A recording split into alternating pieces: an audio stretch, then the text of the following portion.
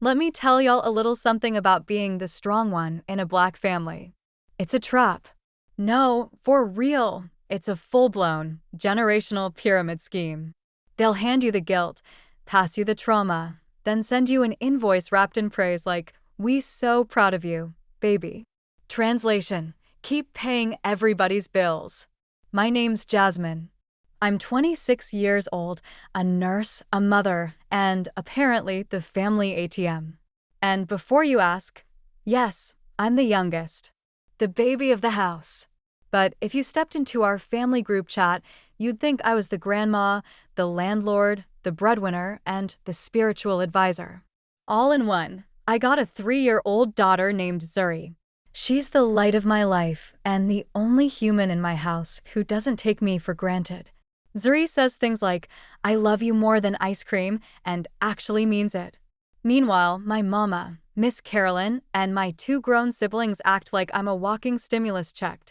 Mama's 63, lives in the same house I grew up in, and hasn't worked since Obama's first term. She used to be sweet.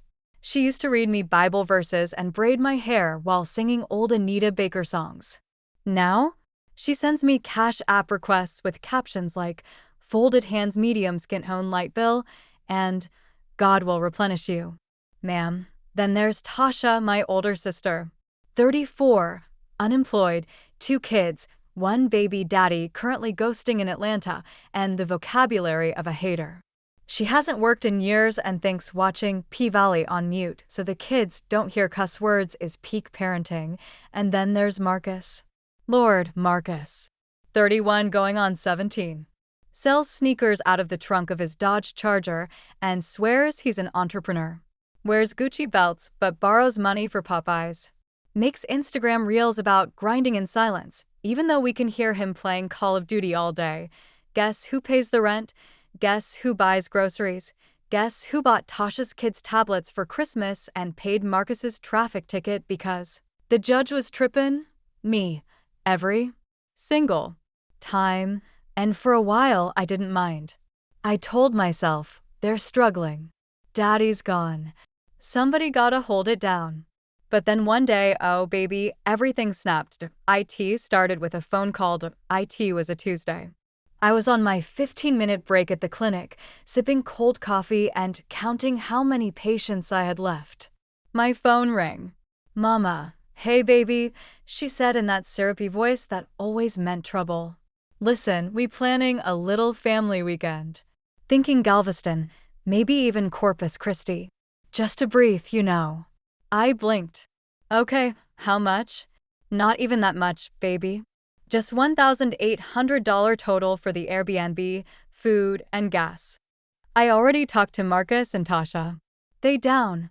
"We just need you to go ahead and send it so we can book." I laughed. Out loud. "You said I should send it?" "Well, yeah," she said like it was the most natural thing in the world. "You got it, don't you?"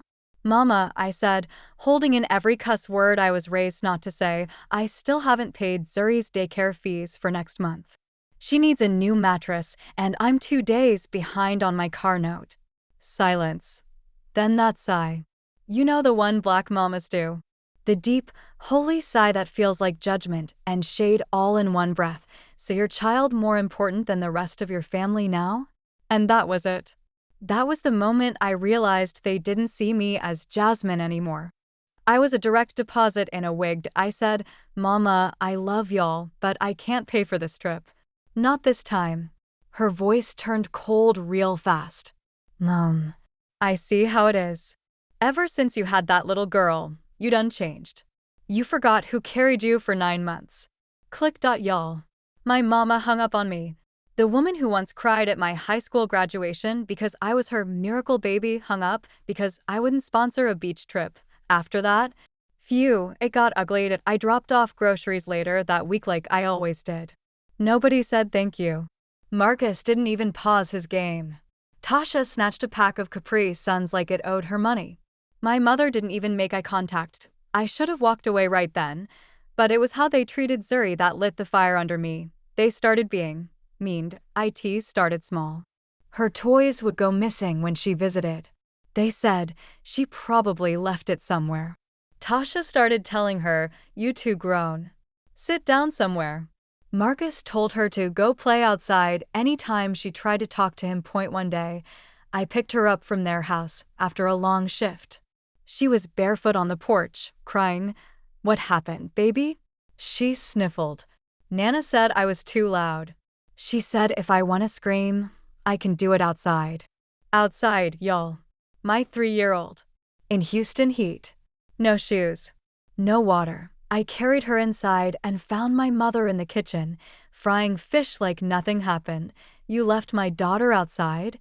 She was yelling and jumping on the couch, Mama said. I needed peace. "She's 3. You could have sent that trip money," she mumbled. "Maybe then I would have had peace." I walked out before I said something I couldn't take back, but the disrespect didn't stop there. Next week, Zuri came home from daycare quiet. I opened her lunchbox. "Empty?" "Zuri," I asked, "did you eat all your food?" She shook her head. "Auntie Tasha said I don't need lunch today. She gave my food to Aaliyah 'cause her stomach was louder." Her cousin. Her food. Gone. I saw red. I texted Tasha, "You touched my child's lunch again. I swear on everything," she replied. "Girl, bye. You fed my kids for years. What's one juice box?"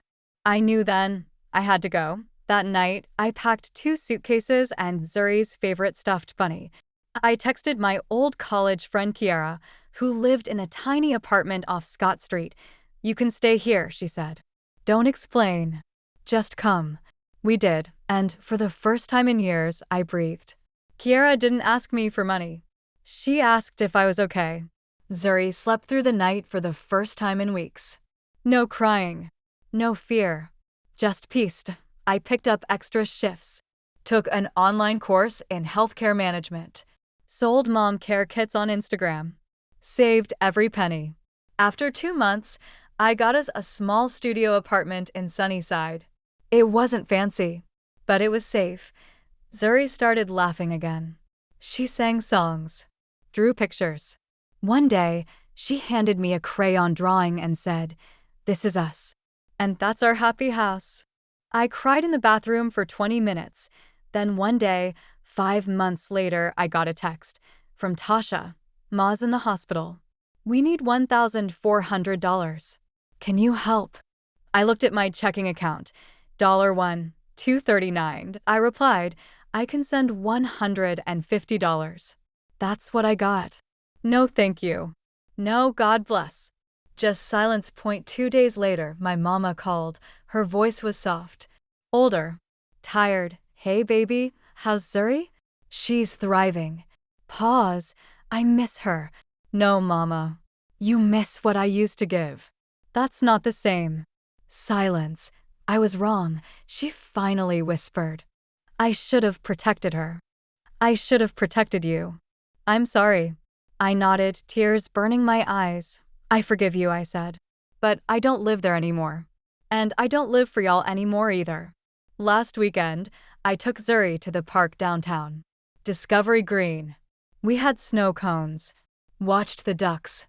She ran barefoot through the splash pad, laughing with that pure, deep kind of joy. "Mama," she yelled. "Look at me. I'm a mermaid." I watched her and thought, I'm not the strong one anymore. I'm the free one. I don't pay for peace anymore. I choose it. Moral of the story. Being the provider doesn't mean being the doormat. Love is not proven through sacrifice alone, especially when it's one-sided.